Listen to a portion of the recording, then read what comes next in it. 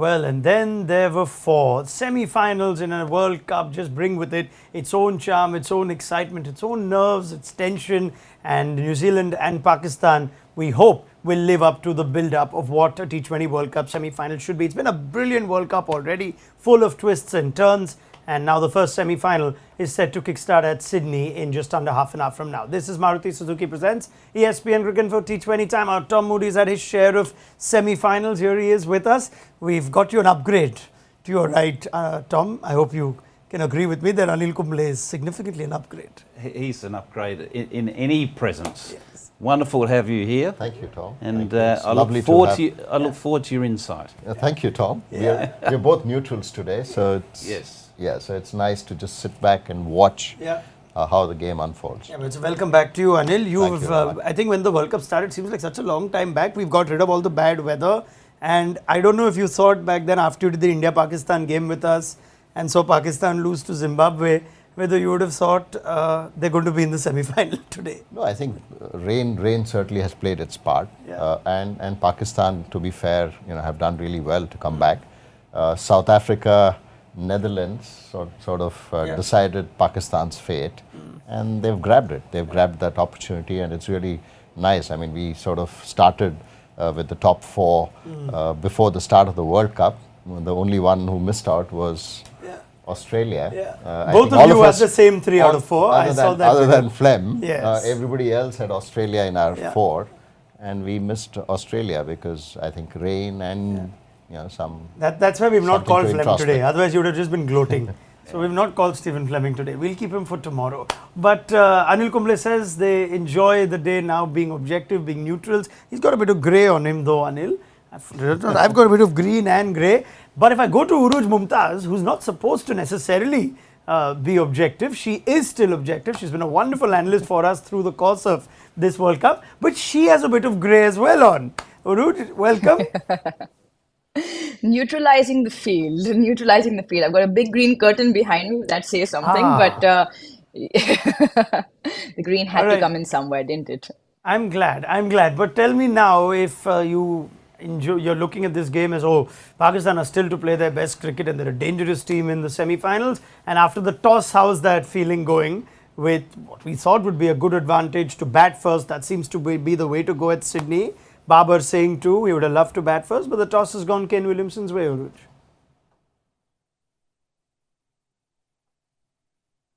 All right, I'll come to Urooj in just a second. We'll try and re-establish that line.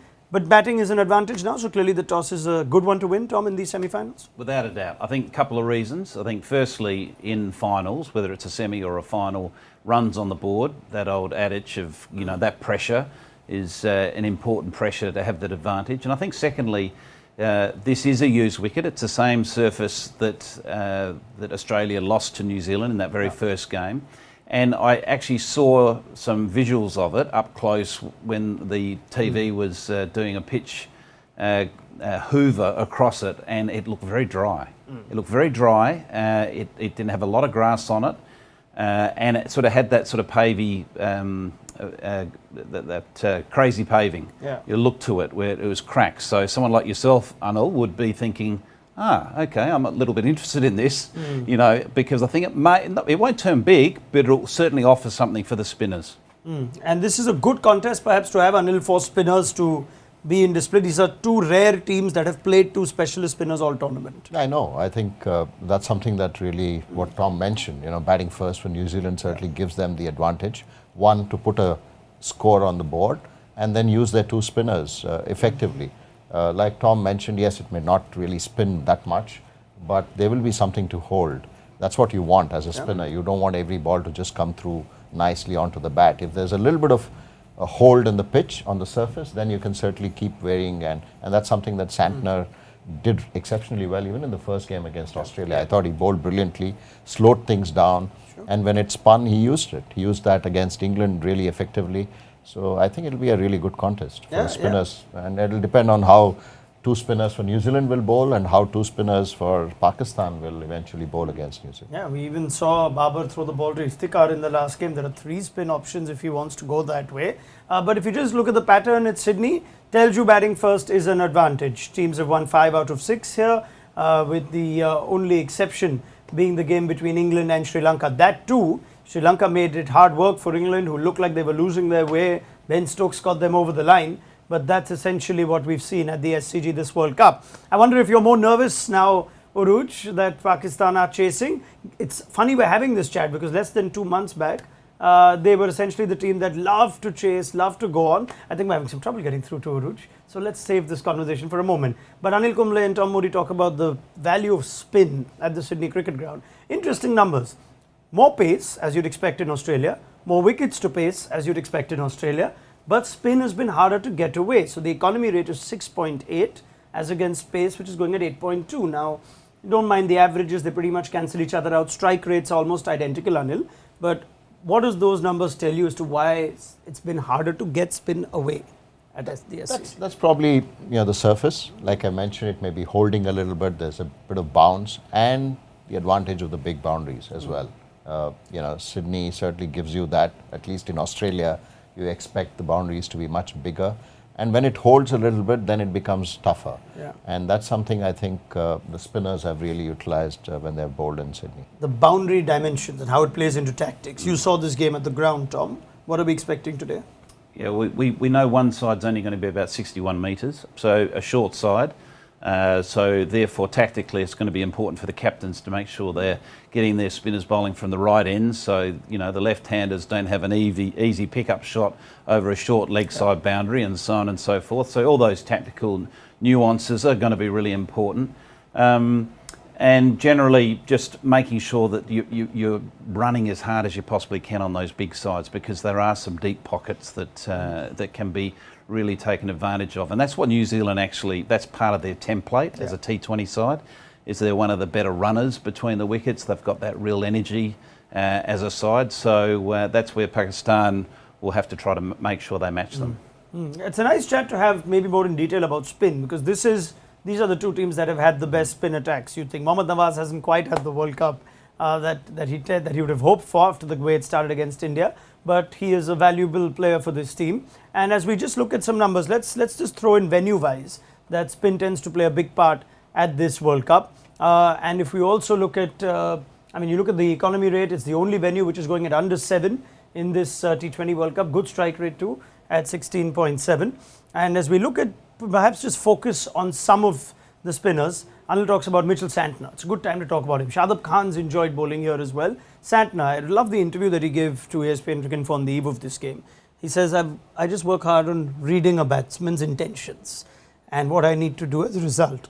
I'm just telling you whether that's just something every spinner needs to be doing, or some spinners do it better than others. No, every spinner needs to be doing that, but I think what works in Santner's favour is because the pause that he has at the time of delivery, he sort of then can change what he wants to do, at least the line, and that's something that he has bowled brilliantly. I think what Santner has done is, of course, we know about his arm ball, he bowls really quick, and he's slowed things up. That's something that he has done, and he's in control. So yes, today, like Tom mentioned, he needs to use the boundaries to his advantage. So sometimes you may get carried away as a spinner, because sometimes you tend to think, oh, that side is short, and you forget not bowling at the stumps. And so that's where I think someone like a Shadab will have to do when he comes on to bowl. That's something that he's done effectively. I'll just bring up some numbers, Tom, and you can carry on your point too. Santner's economy rate against Pakistan. Look at Sodhi and Santner as a threat against Pakistan, and 6.43 is what Santner's economy rate is. You look at the two together, he goes at only 6.6 against Pakistan. Sodhi's got some wickets against them, but Santner seems a hard bowler to get away, even for batters who are used to playing spin. Something challenging about it. Without a doubt, and I think a lot of that's probably because there's a lot of right-handers in the Pakistan lineup, so don't be surprised to see Santner used early. I think that'll be a real smart play from Kane Williamson. The one point I was going to make, the interesting thing about Santner is that what makes him a really good white ball cricketer is that pause that you're referring to, Anil, and because it just gives him that split second, and it's not by design, it's just his technique, but that gives him that split second to see what the batsman's going to be doing if they're charging down the wicket or if they're looking to get down to sweep. But what it does do, it works against him in the longer form of the game. In Test cricket, he doesn't get over his front leg, he doesn't get the flow, therefore he doesn't get the side spin, he doesn't get the dip that's required to be a successful longer form cricketer. So One, it works beautifully for T20 cricket, and it's worked effectively for him certainly in this tournament. As you said, against Australia, he was very good. The way he bowled to that short boundary to the right-handers was very clever, slow, wide, drawing the Australians in. So it'd be interesting to see whether he comes on early. You wouldn't want to coach him out of this. Say, you're looking at him almost as a white ball specialist now, and you're not worried that this may be something that challenges him in red ball cricket. Oh, look, I think he wouldn't lose a huge amount if you coached him out of that pause, but I think that is a journey that he's already been on and he's struggled to overcome. So I think it's one of those things, accepting that this is who I am, this is the style I've got, the gift I've got, and I would be just encouraging him to just dominate in white ball cricket and not give up hope and the dream of playing more Test cricket, but really don't lose sight of what's in front of him and what his real asset is. All right, Urooj, I think, is with us now, and I think her connection on our pre-show is like the Pakistan campaign here, right? It started off with a stutter or two, and now we're expecting her to really kick things off, and we're expecting a finish on a high. Right, Urooj, let me have a nice conversation with you. I'll go with what Tom and Anil are discussing. The Santner threat. Sure. He's been excellent. He's been hard to get away. It apparently is drier. It could do a bit more. And now Pakistan have a lot of right-handers. What's the counter here? Because Mohammad Nawaz didn't quite get going, even though he's used for this role. Shan Masood doesn't quite have that game either. But how do Pakistan counter Mitchell Santner today? I think the counter will have to start from much before when Santner comes on. They'll have to look to get off to a good start, which won't be easy with especially Bolt swinging the ball in to both the opening right-handers who don't really like the ball coming in. So I think if they can get on top of the game from the beginning, that's when they sort of provide themselves a little bit more liberty to then attack Santner or maybe take down Sodhi, which they've done well. Yes, he's picked up wickets, but if they take one of the spinners out of the game, they can then probably look to sort of just play out Santner's 4 overs. It won't be easy, but if they get themselves in a bit of a rut up front, Santner becomes that much more important. I think using their field will be important, which we haven't seen Pakistan do much of. But coming back to Tom's point, because he's got that little bit of a break, something like what a Hafiz used to do, he just almost sort of stays ahead of what the batsmen are going to do. So you'd reckon you'd see a few sweeps coming out, but I think they'll have to neutralize Santner's threat from before as opposed to trying to take him down. Okay, he's carrying the flag for finger spin all on his own, Mitchell Santner. If you look at the top bowlers when it comes to economy rates, you have 1, 2, 3, 4, 5 wrist spinners in that. Mitchell Santner's the only finger spinner. Does that graphic make you smile? No, I think we've sort of come to the conclusion that you need a wrist spinner to be a part of your playing 11. So India just about managed. They have just not, about managed. yeah, they've just about managed without having a wrist spinner. But it's nice to see Santner. He bowls in every aspect of the game. He bowls in the power play, and today it could be how Pakistan counter Santner. Yeah, of course, R. Ashwin may take offense if you say that he can't bowl wrist spin, right? R. Ashwin may tell you he bowls everything. He can bowl it. Yeah. Okay.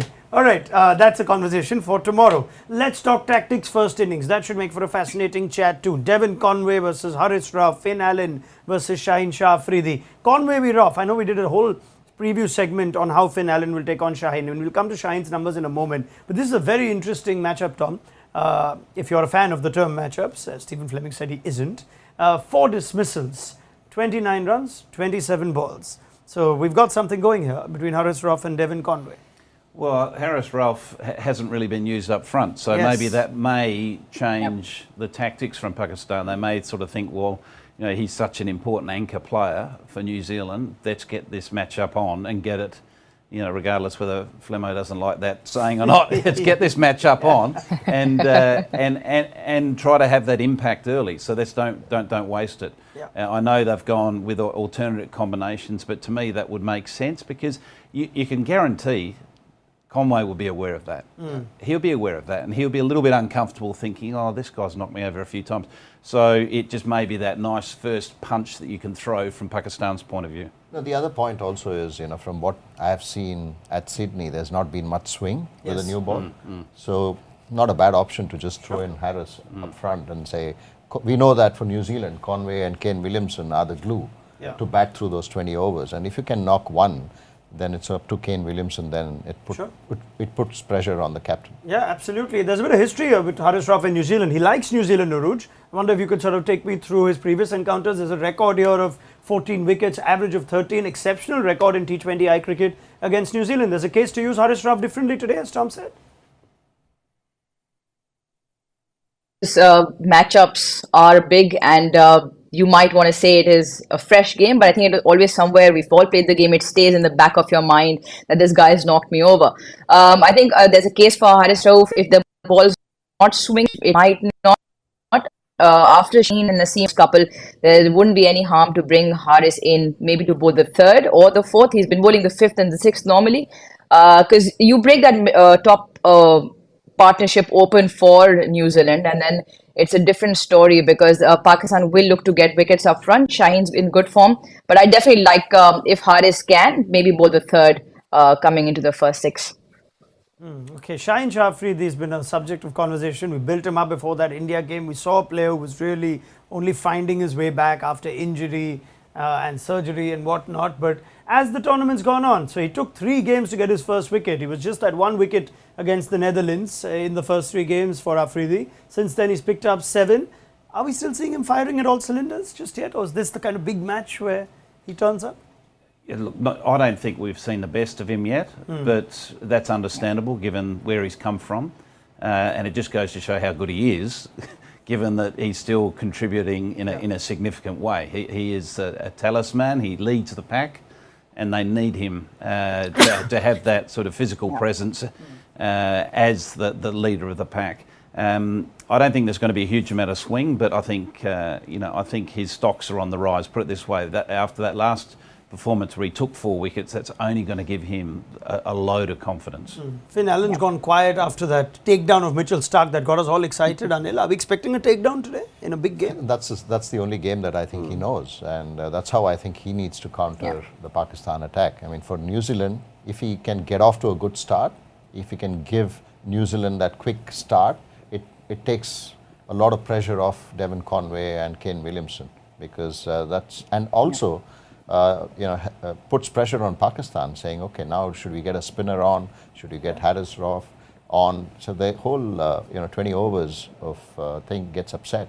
So yes, Finn Allen will certainly come hard at the Pakistan bowlers, and if there's no swing, then I'm sure he'll look to sort of take down. Okay, so I think we've heard this quite often now, and we've seen it at Sydney. No swing often, and we've seen the ball move in a lot of other venues. It's played a big part in those weak power play scores, these 130, 150, 160 sort of range. It doesn't swing in Sydney. So what's the bowling plan? Let's say it doesn't move. Urooj, maybe you could start us off. Shaheen relies on it, but there are other strengths he's got too. So if it doesn't swing, what do Pakistan do? Yeah, I think Shaheen's way of bowling is he likes to pitch the ball up in the first over to see if there's any swing, and that's where even Mitchell Starc didn't get a lot of swing when Allen took him down. He liked the ball coming up when the ball was pitched. Finn Allen took the attack on, but again, Shaheen's got his rhythm back. He likes to pull. Then he can pull the length back a little bit just to see if the ball's not swinging around and maybe channel just outside off stump or the good length area. What it will do is if they do take Shaheen down, it sort of puts the cats amongst the pigeons with Babar, what he does with his bowling. Shadab still bowls in the power play, so it might not be that bad a ploy to bring him in. Yes, there is a left-hander and he can take him down, but Phil Allen likes the pace on. So I wouldn't be surprised if they probably mix in Rauf and Shadab if Allen does attack Shaheen up front. Tom? Yeah, I think the other consideration is Noah's early on. He could bowl, if you're concerned about Conway, you just bowl him from the end where the leg side is on the bigger boundary for the left-hander. Because I think that's a way to get him into the contest as well, because we've seen with the numbers he hasn't quite had the impact in this World Cup, but we all know he's a very fine bowler. I'd be thinking along those lines, how can I get him into the game, because he's such an important all-rounder. And if I can get him to the right-hander of Finn Allen, plus also just take the risk with the big side with the left-hander, to me it's a gamble worth taking. There are surfaces we've seen a lot of bowlers wanting to use the surface, bowl into the pitch and slow. Naseem Shah's done it too. Are we expecting that today? I thought a semi-final pitch may mean quicker or just we don't know exactly how it's going to play, do we? We're making assumptions, but generally, historically in Sydney, there is an advantage batting first, whether it's 50 over cricket or 20 over cricket, and that's been over a long period of time. That sort of snapshot. And the key to bowling in Sydney is making sure after the new ball you bowl dead straight. Apart from obviously using your spinners, in a smart manner, but bowling as straight as you possibly can, and just changing a pace on that length which is on top of the stump. So that length is normally around about that 7 to 8 metre length. So if teams, whoever can, doesn't matter how fast you bowl it, but if you can operate with those straight lines, changing their pace at that length, you're in business. Okay, we spent a lot of time about what Pakistan's line of attack or their tactics would be against New Zealand, and we haven't even given Shadab Khan much time. So let's give him some time. He's been a revelation. He's just hit form when Pakistan needed it. He's bowled well throughout the tournament, but his form with the bat has come to the fore when they needed it. And if you just look at that, it's fascinating, Anil, for a leg spinner. If you look venue-wise in T20 eyes, his numbers are his best numbers come in the West Indies and then in Australia. This tells you something for a leg spinner to have that. Australia is number 2 on your strike rate list? That's because of the bounce and the pace at which he bowls. I think in Australia you tend to be more effective if the trajectory is slightly lower and quicker, and that's something that he does. And what is really good to see Shadab is he's worked on his leg break. We knew that his googly was very deceptive, and he also outfoxed Markram, I think, against South Africa with that flipper, with the length. So the pace at which he bowls is what is working for him in Australia. And like I mentioned, he shouldn't go away from bowling at the stumps just because one side is shorter. That to me will be his undoing, because that's all the good things that he has done in this World Cup is because he's attacked the stumps all the time. Is he entering Rashid Khan territory where teams ought to say, let's try and only get 6, 7 and over of him, run a ball out of him and not take him down? Seems to be among the wickets significantly, but teams wanted to take him on. I think that'd be a mistake from a mindset for an opponent to have against him. I think he's a very fine bowler. I think his numbers are clearly, very positive, but I think that'd be a real mistake to sort of put him in that type of category, a bit like your Rashid Khan or your Sunil Narines, those sort of, elite sort of miserly bowlers that are real threats. I think he's a threat, but I still think you can score against him. I think if you show your opposition, so if New Zealand show that they are really unsure and putting him in the conservative basket, it's a contest they've already won. I think you've got to show intent, but smart intent against him. All right, as we continue to look at key numbers, I'll get Urooj on Shadab as well, but we had the Conway discussion a little while back. Just have a look at how New Zealand tend to go against left-arm pace. It's a conversation we tend to have a lot for India, but that is such a staggering stat because you've got Devon Conway who's averaging 150 against left-arm pace in T20 eyes, and everybody else doesn't go past 27. So I'm not sure what to make of those numbers. Can anyone make sense out of that? Well, before I quickly go to Urooj. Yeah. Anyone in studio? No? I guess those are the kind of numbers you don't look at as a coach? Can you handle that across the airwaves? Yeah. All right, Urooj, all yours. Well, the only thing that stood out for me was the strike rates. It looked like they were striking the left arm seamer, especially Phillips there. But I think coming back to Shadab, I think what he does do really well because he's developed and got control over his bowling now. He's able to maneuver the length, and that's why he adapts really nicely to conditions. And also on what Anil mentioned, I think because he's got that control over length, he doesn't deliver a lot of bad balls in terms of boundary balls. I think that's where he is effective. So he'll be the key that holds Pakistan's bowling together in the middle overs. And we all know what the death bowling is up to, or the caliber that they have with Shaheen. I thought delivered some beautiful Yorkers. Wasim Jr. is impressive. And Haris Rauf, obviously, I think tops the charts with that death bowling. So I think New Zealand will have to look to get off to a flyer to put some big runs on the board. Did you sense that Pakistan will be a bigger threat as a bowling unit here than, funny enough, what we saw for Australia? Even though they were a strong bowling unit going into the tournament, that game against New Zealand just didn't look like they got anything right or got much right. I think they were put on the canvas in the first 10 minutes of the game, and they didn't recover. And that was basically Finn Allen with Mitchell Starc, that very first over where he took him on and hit him for, I can't remember what it was, 12 or 14 off the first over. And everyone just thought, oh, that's not supposed to happen. That's not in the script. and Australia didn't respond to that. And Devon Conway just played his way, and Finn Allen just, he was in the groove, so he just took them down. And I think he had the biggest impact on New Zealand's launch into this campaign. Sure. More than about Australia's ball. Yeah, exactly. And Australia didn't recover, which is poor from them, given the experience they've got. All right. Well, you still feel like Mohammad Wasim Jr. has had a big impact in this game. Naseem Shah, they'll have something about them. This is a World Cup semi-final, after all. So let's get a first innings prediction and how our panel sees this game going. Anil Kumble, what are we expecting? I'd like to see 180 on the board from New Zealand. I think that's perhaps par in Sydney, and I'd like to see that. And even if you're close to that, in a must-win game in a semi-final of a World Cup, that'll put a lot of pressure on Pakistan. 180 says Anil. Tom? 163 for me. I think that's. I think we're going to be. I'm differing with the pass score. I think pass score on this surface is going to be more around 160. Yep. Interesting. Urooj, final word with you. Yeah, around the 160 mark. I think Pakistan's going to look to, or will probably hold them down for 160 or less. Okay, then we pick up the chat at the end of the first 20 overs of the first semi-final of this World Cup. So do join us then on Maruti Suzuki presents ESPN Cricket Info T20 Timeout. As I leave you, let me remind you, if you haven't already, to go and check out the Cricket Infoverse with Grand Vitara. It's the fans' newest destination where you can build your own avatar, interact with other cricket fans, get a virtual tour of the Cricket Info studios, and get a sneak peek at the advanced Grand Vitara from Maruti Suzuki. So visit the Cricket Infoverse tab on your ESPN Cricket Info app for more. In the time that I have asked you to go check out the Cricket Infoverse tab, it looks like Pakistan have drawn first blood in this T20 World Cup semi-final. I believe a review's upstairs. Is it for Conway? Finn Allen? Finn Allen, is LBW to Afridi. I think it may have pitched outside leg.